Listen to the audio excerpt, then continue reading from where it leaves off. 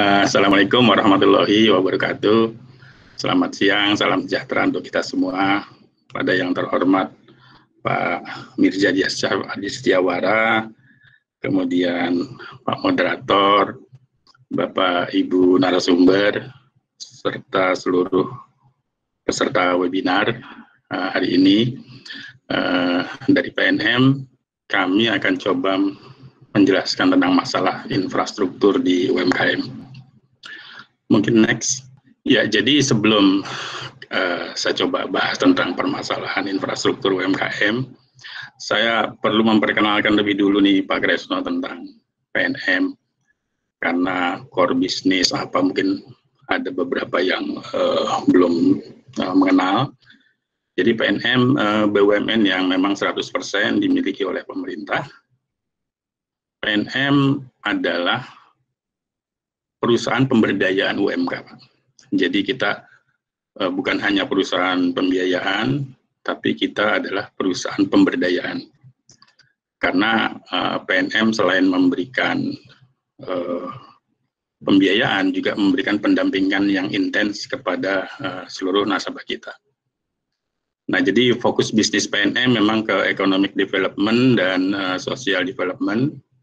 Kita juga punya tugas untuk menaik kelaskan UMKM, baik secara finansial maupun secara kapasitas bisnis, yang tujuannya untuk mengurangi kemiskinan.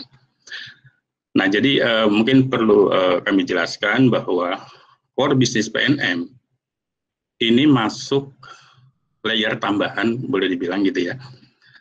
Maksudnya kita kenal usaha mikro, kecil, menengah gitu ya. Nah, kalau PNM itu masuk layer yang lebih bawah lagi, yang kita kenal sekarang dengan nama ultramikro, Pak. Nah, ultramikro ini, kalau sesuai dengan definisi di PIP, Pusat Investasi Pemerintah, itu adalah pembiayaan dengan maksimal pembiayaan 10 juta. Nah, jadi PNM fokus di pemberdayaan untuk yang ultramikro, yang saat ini kita punya nasabah 7,2 juta, Pak, nasabah aktif. Nah, yang uniknya di sini PNM adalah bahwa kita boleh dibilang, karena di sini perbankan ya, kita boleh menyebut di sini antitesis perbankan. Karena kriteria-kriteria yang kita berikan kepada nasabah itu hampir bertolak belakang dengan perbankan. Nah, jadi kalau kita lihat di sini ada kriteria nasabah berbeda dengan lembaga keuangan lain. Yang pertama, kalau perbankan itu boleh dibilang memperhitungkan repayment capacity dalam memberikan kredit gitu ya. Nah, kalau PNM ini harus miskin justru, Pak. Nah, jadi nasabah PNM adalah nasabah yang prasejahtera. Jadi kalau pendapatan calon nasabah ini lebih dari 800.000 per bulan per kapita, malah tidak diberikan. Kalau kondisi rumah dilihat sejahtera, malah tidak diberikan. Yang kedua, kita memberikannya dalam bentuk group lending, Pak. Jadi pembiayaan kelompok. Jadi walaupun pembiayaannya diberikan secara individual, tadi pengelolaannya adalah secara kelompok. Yang ketiga, PNM tidak ada jaminan. Ya, kalau perbankan biasa membutuhkan jaminan, kita tidak ada jaminan. Yang keempat, kalau calon nasabah ini belum punya usaha, tapi dia mau berusaha, maka kita berikan juga. Dengan catatan tentu nanti ada mekanisme kontrol dari kelompok bahwa dalam waktu tertentu dia harus berusaha. Dan kelima, tentu ada sistem kayak social engineering, yaitu tanggung renteng di antara nasabah. Nah, walaupun ini kriteria yang diberikan kepada nasabah boleh bilang berlawanan dengan perbankan, seperti tadi harus miskin gitu ya. Tapi kualitas pembiayaan di grup lending rata-rata justru lebih rendah daripada di perbankan. Kalau contoh di PNM, dari 7,2 juta nasabah aktif ini, NPL kita terakhir di September itu cuma 0,11%. Nah, jadi kita memang agak berbeda dengan perbankan bahwa kita melayani yang layer yang paling bawah yang kita sebut ultra mikro. Nah, PNM di sini selain memberikan pembiayaan, juga kita punya 3 modal yang kita berikan kepada nasabah kita. Yang pertama tadi modal finansial, yang kedua modal intelektual, yaitu kita memberikan pendampingan, kita berikan training, kita berikan pengembangan kapasitas usaha. Dan yang ketiga juga kita memberikan sosial. Dalam arti kita memberikan jejaring sosial, bukan jejaring bisnis, Pak. Jadi karena kita punya 7,2 juta nasabah, mereka bisa saling melakukan sinergi dan mereka punya jejaring untuk pelaku bisnis. Karena khususnya kita ini adalah lembaga pemberdayaan yang unik, maka POJK mengatur khusus, Pak, tentang kita. Kita tidak diawasi oleh industri seperti industri perbankan, asuransi, tapi kita punya POJK khusus nomor 16, POJK 05/2019 tentang pengawasan PT PNM Persero. Nah, kemudian ciri khas di PNM ini adalah bahwa kita mempunyai pendampingan usaha yang sangat kuat. Pembiayaannya dalam bentuk kelompok, kemudian kita juga memberikan mental usaha, karena bagi rakyat kecil, itu mental usaha itu sangat penting gitu, untuk mereka bisa mandiri. Juga kita memberikan kebiasaan untuk budaya menabung. Nah, setiap nasabah atau setiap kelompok, kita punya yang namanya pendamping lapangan. Ya. Nah, perlu saya informasikan juga bahwa seluruh nasabah kita yang 7,2 juta ini adalah 100% perempuan. Jadi ini mengadop juga dari Grameen Bank ya di Bangladesh ya, kita adop dengan modifikasi sesuai dengan kebijakan lokal. Nah, kita punya tugas pendamping, Pak. Pendamping kita jumlahnya hampir 40.000. Ini yang tugasnya memberikan motivasi usaha, membentuk mental, karakter, melakukan pendampingan usaha, sekaligus melakukan monitoring usaha dan penagihan. Nah, jadi tugas pendamping ini mereka selalu bertemu 1 kali seminggu, Bang. Jadi kalau misalnya di perbankan biasanya mengontak nasabah debitur pada saat misalnya akad kredit, akhir kredit, atau saat bermasalah, maka PNM melakukan pendampingannya setiap minggu kepada seluruh nasabah kita. Nah, jadi rata-rata memang pendamping kita menghandle sekitar hampir 250-300 nasabah, dan inilah fungsi agent of development untuk masyarakat berpenghasilan rendah, yaitu pertama mempermudah akses pembiayaan, memberdayakan ekonomi dan produktivitas, serta meningkatkan pendapatan dan kesejahteraan. Jadi pendamping-pendamping kita di lapangan ini membawa masyarakat miskin atau berpenghasilan rendah naik kelas ke usaha yang lebih besar. Nah, jadi tugas kita adalah menaik kelaskan masyarakat ekonomi paling bawah untuk kita naik kelaskan, kemudian kita kalau bisa ya kita dorong untuk bisa mendapatkan KUR di perbankan.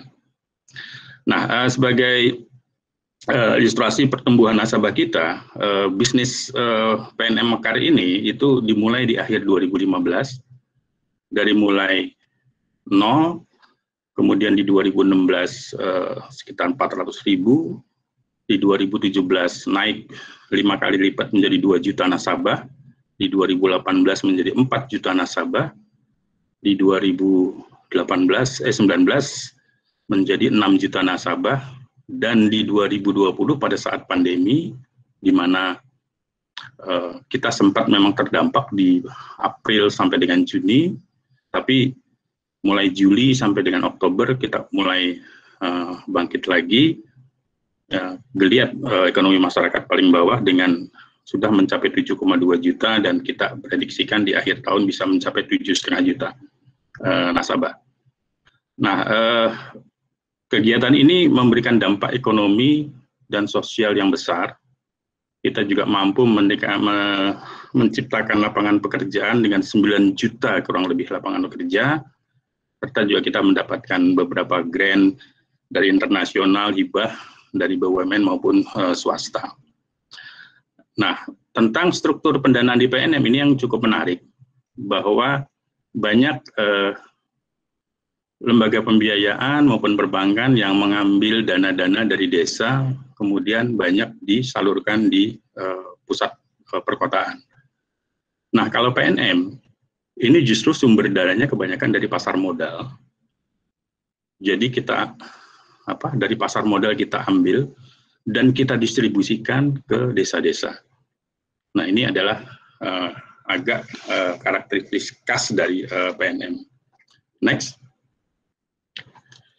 Nah, ini untuk pengenalannya masalah peta proses bisnis perusahaan, bahwa kita mempunyai mekar untuk yang masyarakat paling bawah, kemudian kita juga punya ulam yang agak lebih naik kelas, ya. Kemudian kita juga punya namanya venture capital, yang semua pembiayaan kita itu kita barengi dengan pemberdayaan. Next. Nah, kita di PNM itu kita punya semacam divisi khusus, ya, yang kita namakan divisi pengembangan kapasitas usaha. Divisi inilah yang kemudian men-generate semua modul-modul yang harus disampaikan oleh pendamping lapangan kita di lapangan. Jadi semua modul itu sudah dikoordinasi oleh divisi pengembangan kapasitas usaha, yang kemudian diberikan kepada seluruh pendamping kita di lapangan sesuai dengan konteks nasabah masing-masing. Next. Ini mungkin tadi udah sempat kita bahas bahwa tentang bisnis mekar, mungkin bisa kita lewati saja. Next. Ini juga tentang model bisnis ulang, bisa kita lewatin. Next. Nah, tadi berkenaan dengan infrastruktur, PNM saat ini punya sekitar 3.335 kantor layanan, ya, yang mencakup di 34 provinsi, 435 kabupaten kota, dan 4.355 kecamatan. Next. Nah, ini infrastruktur kita di SDM. Jadi profil pendamping nasabah-nasabah kita ini berjumlah hampir 40.000 nasabah, 40.000 pendamping, ya, tepatnya di 39.535 di posisi September. Nah, menariknya juga selain nasabahnya perempuan, 100% perempuan, pendampingnya juga 99,3% adalah perempuan. Ini cukup berbeda gitu ya dengan pembiayaan pada umumnya. Dan pendidikan dari pendamping itu 97% lebih adalah hanya berpendidikan SLTA yang kita kemudian training secara intensif. Next. Nah, di PNM walaupun kita membiayai nasabah-nasabah dari kalangan yang paling bawah di ultramikro, tapi kita dalam pelayanannya tetap mengedepankan modernisasi, dalam arti kita juga sudah melakukan digitalisasi bisnis, proses bisnis. Jadi semua pendamping kita itu kita bekali juga dengan gadget, ya, untuk inisiasi sampai dengan pembayaran. Kemudian kita juga sudah melakukan electronic payment, dan kita juga memperkenalkan nasabah untuk masuk ke dunia e-commerce.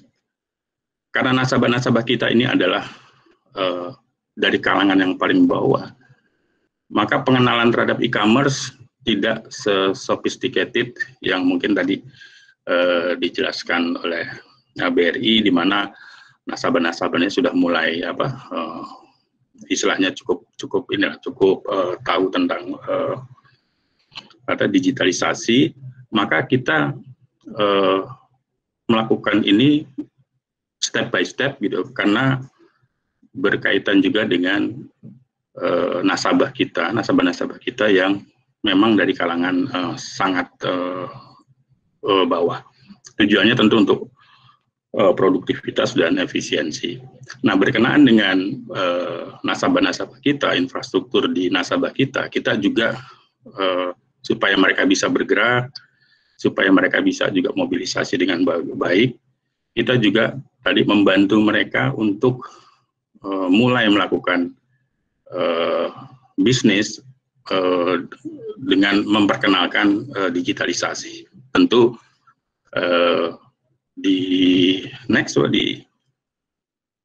nah, ini adalah contoh-contoh sederhana Pak untuk memperkenalkan proses digitalisasi melalui WA Group, karena sangat sedikit mereka yang bisa masuk ke misalnya e-commerce, ke Bukalapak, ke marketplace, maka pengenalannya ini dalam step by step ke yang paling sederhana.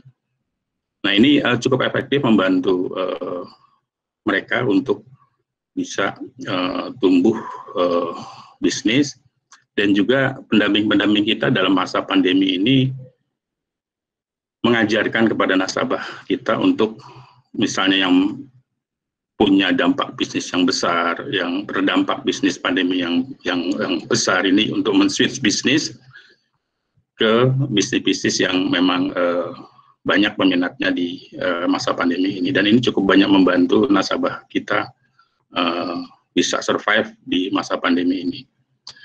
Demikian Pak Kresno dan seluruh peserta webinar dari PNM. Terima kasih. Assalamualaikum warahmatullahi wabarakatuh.